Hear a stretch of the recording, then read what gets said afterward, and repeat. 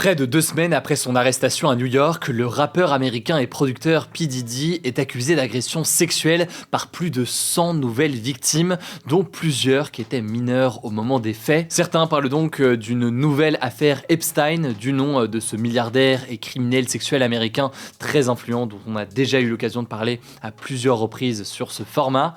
Alors, que faut-il savoir de ces accusations et que risque donc P. Diddy?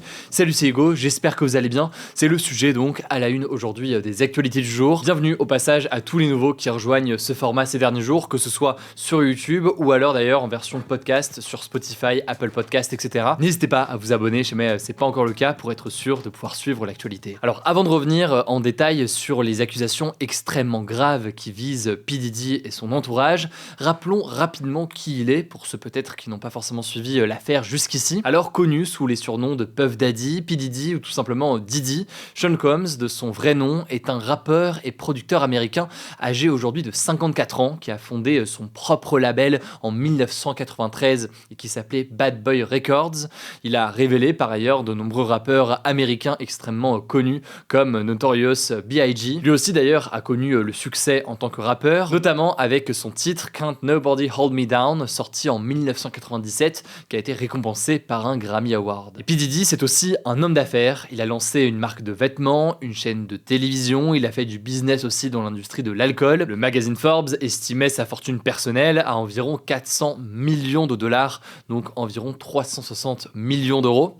Et donc, le 17 septembre dernier, donc c'est très récent, P. Diddy a été placé en détention provisoire dans l'attente d'un procès. Mais alors, de quoi est-il accusé? Alors évidemment, là-dessus, il y a beaucoup de choses, parce qu'il y a beaucoup d'accusations, on va le voir, il y a aussi un certain nombre de rumeurs, certaines rumeurs insistantes, d'autres pour l'instant où du fait de l'enquête, il n'y a pas encore eu d'éléments confirmés.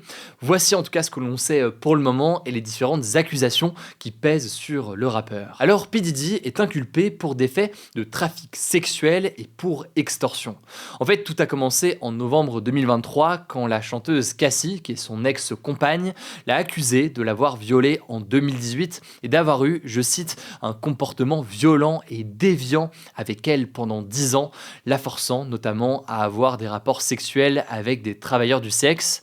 Elle a également révélé l'existence des freak-offs, des soirées sexuelles de plusieurs heures, voire de plusieurs jours. Alors finalement, cette plainte, elle n'était pas allée jusqu'au bout, puisque l'affaire s'était résolue par un arrangement financier. Mais cette révélation, par contre, elle a permis à d'autres victimes de sortir du silence et de prendre la parole.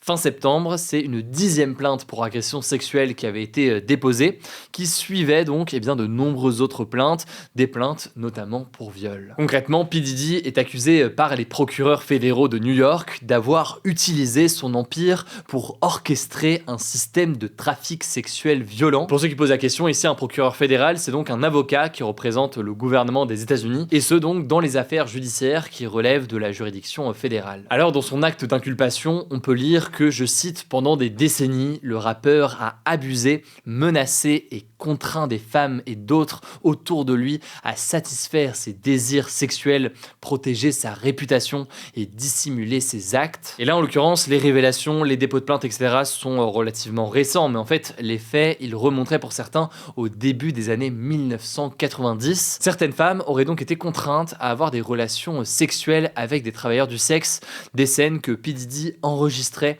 et pendant lesquelles les victimes prenaient des drogues comme de l'ecstasy, du GHB ou encore de la kétamine. Par ailleurs, toujours selon le procureur, lorsque le rappeur n'obtenait pas ce qu'il voulait, je cite, il était violent. Alors l'étendue et le détail des agissements de P. Diddy n'est pas encore précis sur tous les aspects puisque, je le disais, l'enquête est en cours et que les témoignages se multiplient et sont de plus en plus nombreux ces derniers jours. Mais vous l'aurez compris, les témoignages s'accumulent, si bien que P. Diddy a été placé en détention provisoire le 17 septembre et ce mardi, il y a donc eu un nouveau rebondissement dans l'affaire.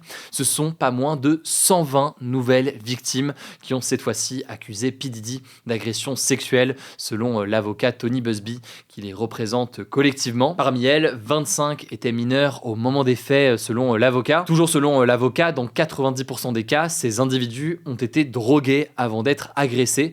On parle donc de soumission chimique. Par ailleurs, un autre avocat de victime a indiqué travailler sur plus de 100 cas en question donc de victimes présumées. Par ailleurs, après l'arrestation de P. Diddy en septembre, une ligne d'écoute téléphonique a été mise en place par le cabinet de l'avocat pour tenter de récolter des témoignages. Et en tout, c'est près de 3000 personnes qui auraient appelé, soit en se disant victime, soit en se disant témoin d'une agression de la part du rappeur.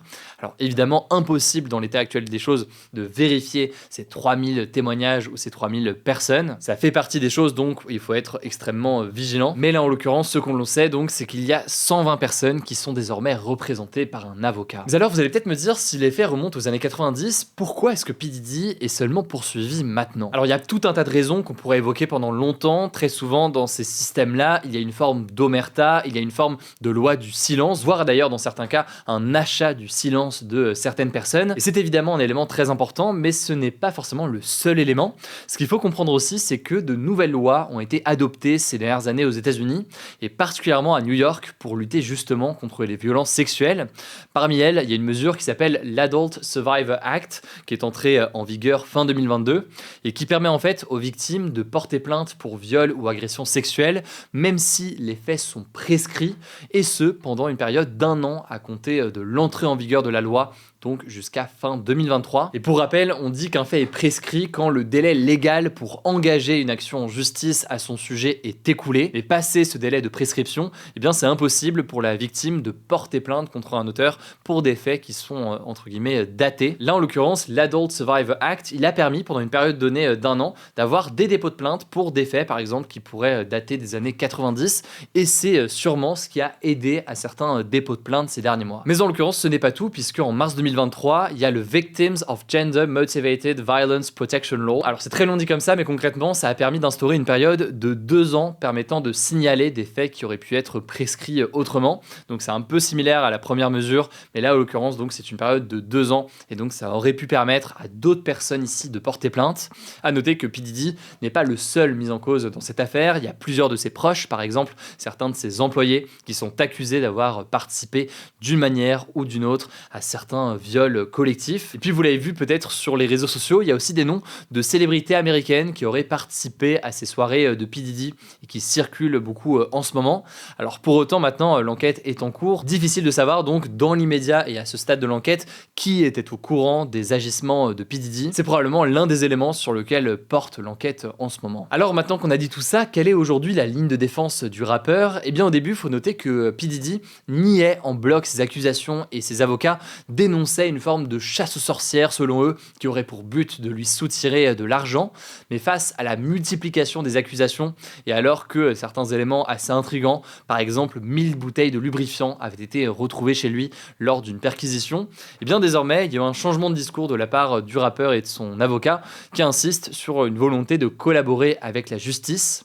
En tout cas, malgré une proposition de 50 millions de dollars, le juge qui est chargé de l'affaire a rejeté l'appel des avocats de Diddy qui souhaitaient qu'il sorte de détention provisoire. Pour l'instant donc, il reste en prison en attendant son procès. Il risque entre 15 ans et la prison à vie. C'est ce qu'indique un communiqué du département américain de la justice. Ça me paraissait donc essentiel de faire un point sur ce que l'on sait aujourd'hui de cette affaire qui prend beaucoup d'ampleur ces derniers jours. Et on continuera évidemment à suivre tout ce qui se passe. Je vous mets des liens en description si vous voulez en savoir plus. Je vous laisse avec Blanche pour le reste de l'actualité extrêmement importante et je reviens juste après. Merci Hugo et bonjour à tous. On commence avec cette actu. Après avoir envoyé près de 200 missiles contre Israël ce mardi soir, l'Iran a affirmé ce mercredi qu'il frapperait toutes les infrastructures israéliennes en cas de riposte. Selon les gardiens de la révolution, qui est l'armée idéologique iranienne, l'Iran a, je cite, exercé son droit à l'autodéfense avec ses frappes, qui étaient en fait une réponse aux récentes morts de ses alliés, à savoir les chefs du Hezbollah libanais et du Hamas palestinien, dans des frappes israéliennes. Et d'après le ministre des Affaires étrangères iranien, l'Iran ne compte plus réattaquer Israël, à moins que le pays ne riposte. De son côté, le premier ministre israélien, Benjamin Netanyahou, a estimé que l'Iran avait, je cite, commis une grave erreur et qu'il en paierait le prix. Alors Israël affirme que la plupart des missiles ont été interceptés par le Dôme de Fer, qui est un système israélien de défense anti-aérien pour protéger la population israélienne, mais l'armée idéologique iranienne estime que 90% des missiles ont atteint leur cible. L'attaque en soi a fait 2 blessés blessés légers en Israël selon les secours et un Palestinien a été tué par des éclats de missiles en Cisjordanie occupée selon un responsable palestinien. En France, Emmanuel Macron a condamné avec, je cite, la plus grande fermeté les nouvelles attaques de l'Iran contre Israël et la France a mobilisé ce mardi des moyens militaires au Moyen-Orient pour parer la menace iranienne selon l'Élysée. Pour l'instant, on ne sait pas exactement de quoi il s'agit. Deuxième actu en France, cette fois-ci, la commission des lois de l'Assemblée nationale a rejeté ce mercredi à 54 voix contre et 15 voix pour la proposition de la France insoumise visant à destituer Emmanuel Macron, donc le démettre de ses fonctions de président. Le rôle de cette commission, c'est d'examiner et de discuter des projets et propositions de loi liés aux questions juridiques et constitutionnelles. La France insoumise reproche notamment à Emmanuel Macron de ne pas avoir nommé un Premier ministre issu du nouveau Front populaire. Alors attention, ça ne veut pas dire que cette procédure en destitution ne pourra pas aboutir. Il va y avoir une conférence des présidents de groupes politiques qui a désormais 13 jours pour décider si le texte accède malgré tout à l'étape suivante, donc un examen dans l'hémicycle. On suivra ça. Troisième actu, la vidéosurveillance algorithmique qui a été expérimentée pendant les Jeux Olympiques et Paralympiques va être généralisée en France selon des informations de France Info. En fait, ce système consiste à associer des logiciels et notamment de l'intelligence artificielle à des caméras de surveillance placées dans la rue et les lieux publics pour repérer en temps réel des événements jugés suspects ou à risque. Jusqu'ici, l'ancien ministre de l'Intérieur Gérald Darmanin avait assuré que l'expérimentation n'irait pas au-delà de la période des JO. Alors l'entourage du Premier ministre a réagi ce mercredi, précisant à France Info attendre le rapport d'un comité d'évaluation promis d'ici fin décembre. De leur côté, les associations de défense des libertés redoutent une surveillance généralisée, même si le gouvernement assure que l'utilisation de la reconnaissance faciale ne sera pas utilisée. Quatrième actu, le nombre de médecins en activité en France a augmenté de 0,8% au 1er janvier 2024, avec 1672 médecins de plus qu'en 2023, selon les chiffres de l'Ordre des médecins publiés ce mercredi. Aujourd'hui, 11 000 étudiants sont formés en deuxième année de médecine et ça devrait même atteindre 12 000 étudiants formés en 2025. Malgré ça, le problème des déserts médicaux, donc des régions en France où il n'y a pas de médecins, persiste. Selon le vice-président de l'Ordre des médecins, les médecins dans les départements plus ruraux, donc en campagne, continuent de vieillir et ne se rajeunissent pas assez malgré l'importante demande de soins. Cinquième actu, de nombreux livreurs touchent moins que le SMIC horaire selon un rapport de l'autorité des relations sociales des plateformes d'emploi consulté ce mercredi par l'AFP. En fait, si on prend en compte le temps passé à attendre les commandes, les revenus horaires en 2023 d'un livreur étaient par exemple en moyenne de 10,10 € brut chez Uber Eats, soit moins que le SMIC horaire fixé à 11,65 € brut. Pourtant, depuis 2023, les plateformes de livraison sont censées être obligées de verser aux livreurs un revenu minimal horaire de 11,75 € brut. À noter qu'avec cette rémunération, le livreur doit payer notamment son véhicule, donc son vélo ou son scooter, mais aussi son assurance et ses cotisations sociales. Ça fait maintenant plusieurs années que les syndicats dénoncent une dégradation des conditions de travail des livreurs, mais les plateformes bloquent les négociations en demandant des expertises plus poussées. Sixième actu, les deux candidats à la vice-présidence américaine, le démocrate Tim Walz, qui est le colistier de Kamala Harris, donc en gros son binôme, et le républicain J.D. Vance, le colistier de Donald Trump, se sont affrontés ce mardi lors d'un débat télévisé. Il s'agit de leur premier et unique débat avant la présidentielle qui se tiendra le 5 novembre prochain. Pendant ce débat, ils ont pu revenir sur les propositions phares de leur candidat. Le bras droit de Kamala Harris a notamment accusé son rival de déshumaniser les migrants. De son côté, le colistier de Donald Trump a critiqué la position favorable des démocrates sur l'IVG et a tenu des propos climato-sceptiques, donc qui nient le changement climatique. En tout cas, selon Le Monde, le débat était plutôt serré et chaque camp pourrait en bénéficier. À noter qu'aucun autre débat n'est prévu entre Kamala Harris et Donald Trump, car Trump refuse une autre confrontation avant l'élection. Septième actu, tant qu'on parle d'élection, la première présidente de l'histoire du Mexique, Claudia Sheinbaum, a été officiellement investie ce mardi. La candidate de gauche avait remporté en juin dernier la présidentielle du pays avec près de 60% des voix. Au total, et grâce au soutien du président sortant, 36 millions de personnes ont voté pour elle, ce qui fait de Claudia Sheinbaum la première femme présidente du Mexique, mais aussi la candidate élue avec le plus de popularité à l'issue d'un scrutin. Et on finit avec cette dernière actu un peu plus légère. Désormais, les parents peuvent limiter le temps de jeu de leurs enfants sur le jeu vidéo Fortnite. Concrètement, depuis ce mardi, il existe un onglet contrôle parental qui permet de choisir des plages horaires